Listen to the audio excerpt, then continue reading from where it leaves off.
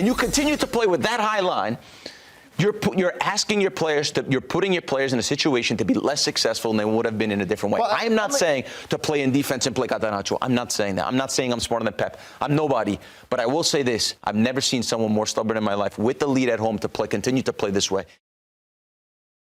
Football's not always a story of fair results, is it? But 3-2, is that a true reflection of the game, or were Real Madrid lucky to walk away with the advantage tonight? It's a true reflection of the game. I don't want to say that either team played better, but I will say that when you have 2-1 lead at home, you have to be able to make adjustments. You have to be able to understand you're playing one of the most dangerous teams in the world. The goal they concede from a reshuffle on a set piece is something for sure that Pep won't be happy about. But in the end, you know that you have 2-1 lead, or you tie 2-2, and you know what they have on the other end. And then they were able to have the luxury of bringing Brahim Diaz off. You know they have pace behind. You know that they love when you leave space behind. To play that way in those moments in the game, this is what I've been saying about Pep forever, is a little bit stubborn and a little bit showing the lack of being able to change in a big moment where I thought the change was needed. Well, we are live on YouTube as well, if you're joining us on there. So make sure you send in all of your comments to us so we can have a look at them. How about this one from Danny Rudiger? We'll be back in the second leg. Haaland better be ready. I mean, it's only a week to go, Grella, until the second leg, which is exciting, isn't it? Because you feel like you have all this momentum going into that game in terms of all of the storylines. But the reality is the two teams could look very different this time next week. Yeah, Rudiger is going to be a huge plus for them. They might not have to put Chouameni in the back line as well. And I think for Man City, this was the one that you had to win, though, because you had the lead. You were at home. You have Haaland scoring goals. So you have everything basically that you need to happen. And like I mentioned earlier, this is was a huge springboard for them of the season that they're having. Now they've got to go back to the Bernabeu. Rudiger comes back. They're going to have that front four running rampant again. So it's going to be difficult. I think they lost a major opportunity here, Man City, today. Here we've got another comment, this time from David Garvin. Ederson and Lewis need to be replaced in the off-season. Grateful for Ederson over the years, but he's really falling off. Lewis, this has happened almost every game he's been subbed in. He can't defend. I mean, we've seen Ederson be benched at times this season. We've seen Pep make rotations that we've never seen him really make in the past. Do you agree with David here? Look, the young. Well, Ederson is in a different category, but if we start with Lewis, the young player coming in big moments, obviously has made a few individual mistakes for sure. I'd like to say to the person that made that comment, I'd like to say, let's see how you defend with 60 yards of space behind you in moments where Vinny Jr. and Mbappe are running, zigzags all around you. I think that there's individual errors for sure, something that needs to be looked at and improved upon, or have to be replaced at the standard of Man City, but also has to be looked upon. This is a difficult game to measure. Is the manager putting these guys in situations to succeed? You know, we've seen goalkeepers make mistakes. We have big Tony Miola on here all the time, and Tony shows us the positioning of the goalkeepers. When you play with a high line, the goalkeeper is asked to read play, stay far from his goal, have to make timing decisions. So I don't think that they've put Ederson always in the best, and especially Lewis as well, always in the best situation to be successful. I mean, this is at 2-2. Look where that back line is. I mean, the back line's all over the place, and there's so much space behind. And now, once you get into that situation, it's game over. I completely disagree with Grella. How about that? Great way to start. Why? In what way? Ederson, for me, I think Ederson's got to take the blame on that. He's got to take the responsibility. We talk about seeing out games, right? You think he makes a save there? What do you want him to do? I think, for me, he shouldn't have shanked the kick in the first place. Like, you're one of the senior players. It's different if it's one of the young players making a mistake. Did he shank the kick going leading into that play? I felt he did, for me, that clearance.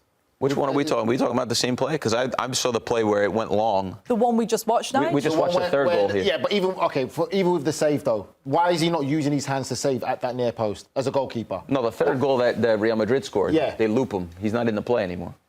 The third one. I'm talking about the second one. Sorry, the second one. Yeah, the second one. The second one plays the part because it's about the momentum shift. The momentum shift in changing in the fact of you're playing Real Madrid. They're growing in confidence. They're smelling blood. It was inevitable coming.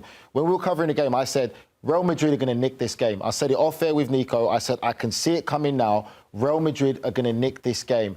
And for me, I feel that... Why did you feel like that? What was it about Real I could see it from the second goal that happened, and then obviously you get the third goal again. You could see that Manchester City cannot see out games. It's been individual errors have played a part in Manchester City the entirety of the season. I think sometimes, yes, you're right with Pep.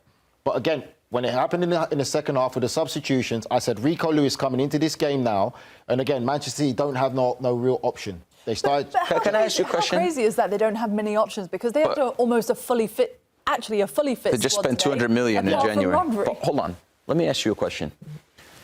When you're winning the game, how come you go press the football?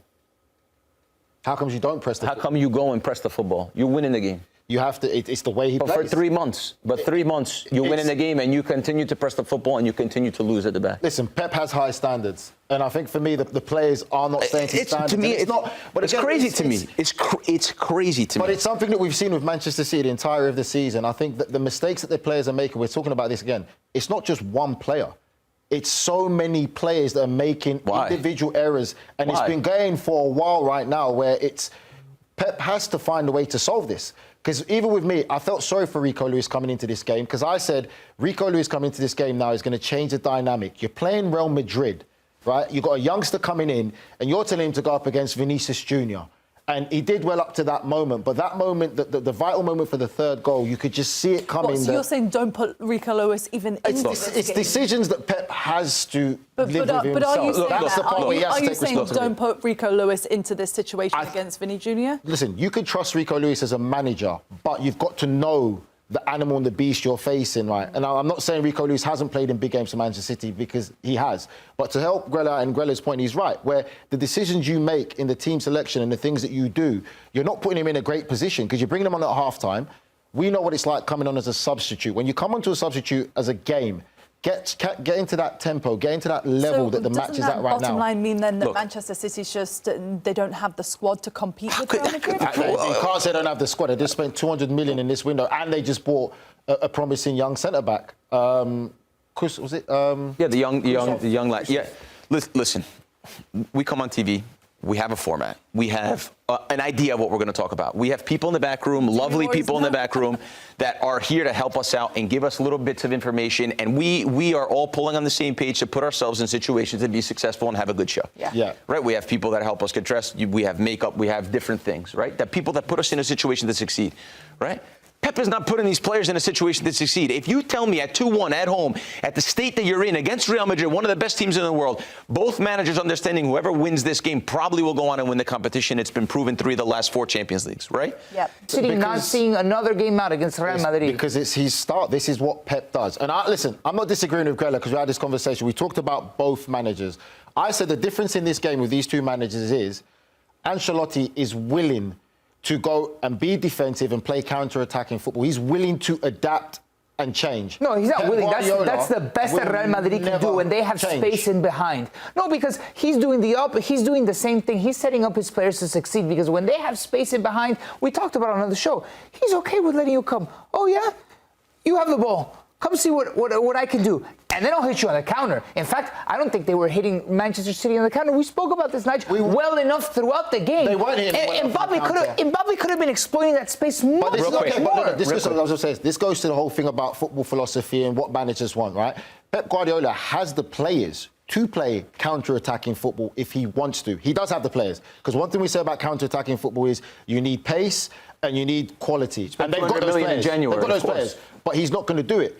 Ancelotti is more willing to do it, and he did it. And when you look at the last time that these two met in the Champions League at Etihad last time, everyone says how Manchester City deserved to go through. They absolutely battered Real Madrid. Yeah. But guess what? Real Madrid went through because they were willing to suffer. Manchester City are not willing to suffer. They're not willing to sit back and be play counter-attacking football.